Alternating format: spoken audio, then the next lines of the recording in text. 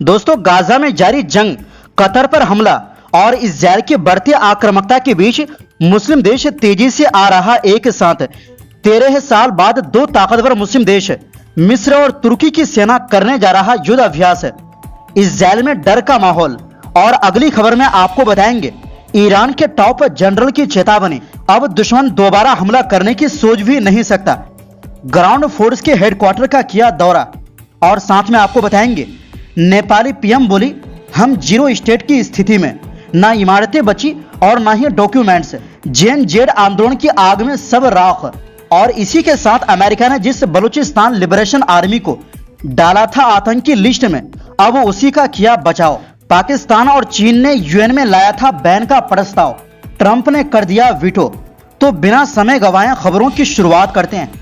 दोस्तों, दोहा पर इजरायली हमले के बाद कतर में हुई इस्लामी देशों की बैठक के बाद मुस्लिम देश एकजुट हो रहे हैं। जहां सऊदी अरब और पाकिस्तान ने एक दूसरे के साथ समझौता किया है, वहीं तुर्की के राष्ट्रपति रजब तैयब एर्दोगान ने तो एक कदम और आगे निकल गए और उन्होंने इजरायल के पड़ोसी के साथ तुर्की सेना की ड्रिल रखी है। तुर्की रक्षा मंत्रालय ने गुरुवार को जानकारी दी कि तुर्की और मिस्र 13 सालों में पहली बार संयुक्त नौसैनिक अभ्यास करेंगे, क्योंकि दोनों क्षेत्रीय शक्तियों के बीच संबंध लगातार अच्छे हो रहे हैं। इस ड्रिल का नाम फ्रेंडशिप सी रखा गया है, जो 22 से 26 सितंबर के बीच ईस्ट मेडिटेरियन सी में होगा। मंत्रालय ने बताया कि इसमें तुर्की के युद्धपोत हाई स्पीड अटैकर शिप, एक पनडुब्बी और F-16 लड़ाकू विमानों के साथ साथ मिस्र की नेवी यूनिट भी शामिल होंगी। दोस्तों, 2013 में मोहम्मद मोर्सी के सैन्य तख्ता पलट के बाद अब्दुल फतह अल सीसी ने देश की कमान संभाली थी, जिसके बाद तुर्की मिस्र संबंधों में नाटकीय रूप से गिरावट आई। तुर्की ने तख्ता पलट की निंदा की और मोर्सी के समर्थन में अपनी स्थिति बनाए रखी, जिसके कारण मिस्र ने तुर्की के साथ राजनयिक संबंधों को कम कर दिया। लेकिन 2013 से पहले, विशेष रूप से 2011 से 2013 के बीच दोनों देशों के बीच संबंध सकारात्मक और सहयोगात्मक थे। दोनों देशों ने 2023 में संबंधों को सुधारा और राजदूतों को फिर से नियुक्त किया और तब से तुर्की और मिस्र के नेताओं और अधिकारियों के बीच कई यात्राएं हुई।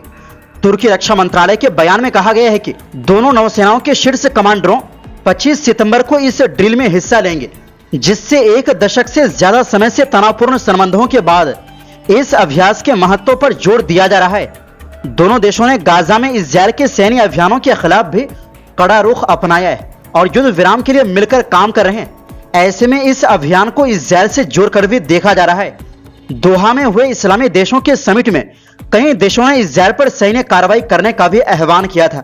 और खास बात यह है कि तुर्की और मिस्र दोनों देश मुस्लिम दुनिया की टॉप ताकतवर लिस्ट में शामिल है और इजरायल की नजर इन दोनों देशों पर भी है। वहीं दूसरी ओर दोस्तों, ईरान के सबसे बड़े मिलिट्री कमांडर ने कहा है कि अब ईरान की रक्षा तैयारी इतनी मजबूत हो गई है कि दुश्मन किसी भी गलती या नई जंग शुरू करने से पहले कई बार सोचेंगे। ईरानी army chief major general Abdul Rahim Mousavi ने बुधवार को IRGC ग्राउंड फोर्स के टैक्टिकल हेडक्वार्टर का दौरा किया।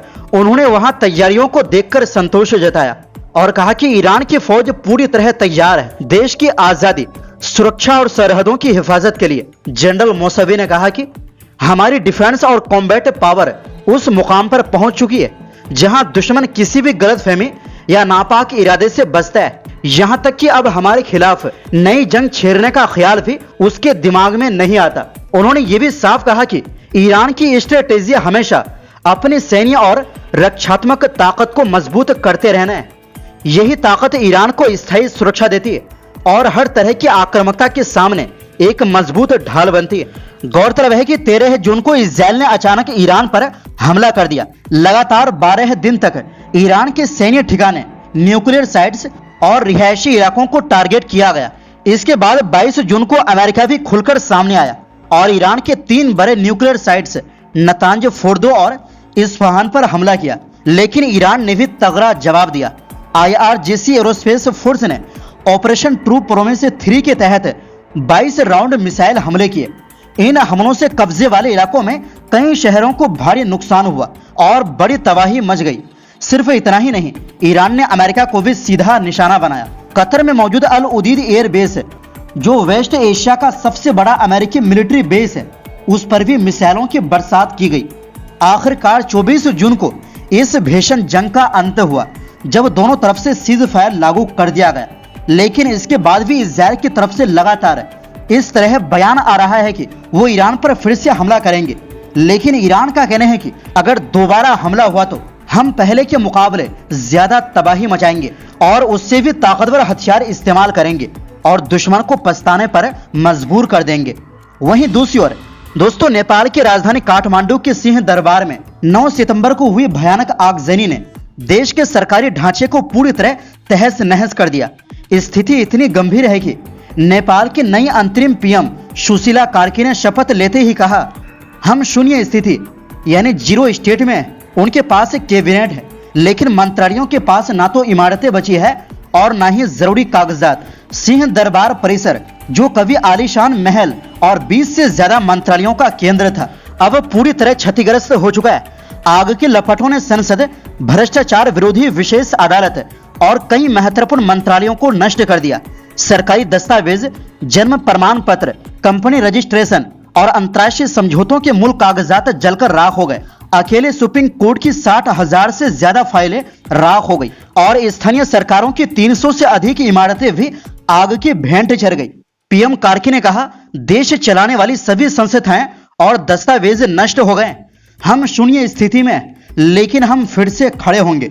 वहीं जिन आम लोगों के दस्तावेज जल गए वो भी निराश है। काठमांडू के राजेंद्र श्रेठ ने अपनी जली बाइक को पहचानते हुए कहा, ये मेरी है लेकिन पूरी तरह बर्बाद। एक अन्य नागरिक ने कहा कि उसका जन्म प्रमाण पत्र और जमीन का रजिस्ट्री जल जाने के बाद अब उसके पास पहचान साबित करने तक का साधन नहीं बचा। काठमांडू घाटी में 112 पुलिस स्टेशन पूरी तरह तबाह हो गए। इस विनाश से सबसे ज्यादा दिक्कत आम जनता को हो रही है। उनका जीवन और कठिन हो गया है। लोग जन्म प्रमाण पत्र, पासपोर्ट, पेंशन और बैंकिंग सेवाओं के लिए भटक रहे हैं। पुलिस कर्मी तंबुओं से काम कर रहे हैं। गाड़ियां जल जाने से सरकारी वाहन उपलब्ध नहीं है। आर्थिक और राजनीतिक अस्थिरता के बीच हर दिन 2000 से ज्यादा नेपाली विदेश पलायन कर रहे हैं। इसी के साथ आपको बता दें कि जी हां दोस्तों, अमेरिका ने संयुक्त राष्ट्र में बलूचिस्तान लिबरेशन आर्मी यानी BLA और उसकी आत्मघाती यूनिट मजीद ब्रिगेड पर बैन के प्रस्ताव पर रोक लगा दी है। इस प्रस्ताव को पाकिस्तान और चीन ने मिलकर सुरक्षा परिषद UNSC की बैठक में रखा था। दोनों देशों ने BLA को प्रतिबंधित संगठन घोषित करने की मांग की थी। UNSC की बैठक में पाकिस्तान ने दावा किया कि BLA, मजीद ब्रिगेड, अल-कायदा और तहरीक तालिबान पाकिस्तान जैसे आतंकी संगठन अफगानिस्तान की जमीन से काम कर रहे हैं और सीमा पार हमले कर रहे हैं। उसने आरोप लगाया है कि अफगानिस्तान से फैल रहा आतंकवाद पाकिस्तान की सबसे बड़ी सुरक्षा चुनौती है। अमेरिका के साथ ब्रिटेन और फ्रांस ने भी इस प्रस्ताव का विरोध किया है। इससे पहले अमेरिका ने ही पिछले महीने BLA और मजीद ब्रिगेड को विदेशी आतंकी संगठन FTO घोषित किया था और अब उसी अमेरिका इसकी बचाव कर रहा है। अमेरिका ने कहा है कि BLA को अल-कायदा से जोड़ने के लिए पर्याप्त सबूत नहीं है। इस वजह से इसे संयुक्त राष्ट्र की 1267 प्रतिबंध सूची में नहीं डाला जा सकता। इस सूची में आने पर किसी भी संगठन पर यात्रा प्रतिबंध, संपत्ति फ्रीज और हथियार खरीदने पर रोक लग जाती है। पिछले महीने अमेरिकी विदेश मंत्री मार्को रूबियो ने कहा था कि BLA ने 2024 में कराची एयरपोर्ट के पास और ग्वादर पोर्ट अथॉरिटी कॉम्प्लेक्स में आत्मघाती हमलों की जिम्मेदारी ली थी।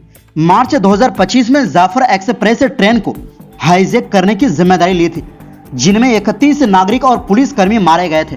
300 से अधिक यात्रियों को बंधक बनाया गया था। तो दोस्तों, फिलहाल के लिए इस रिपोर्ट में बस इतना ही। फिर मिलते हैं एक नई रिपोर्ट्स के साथ। तब तक देखते रहिए MW न्यूज़।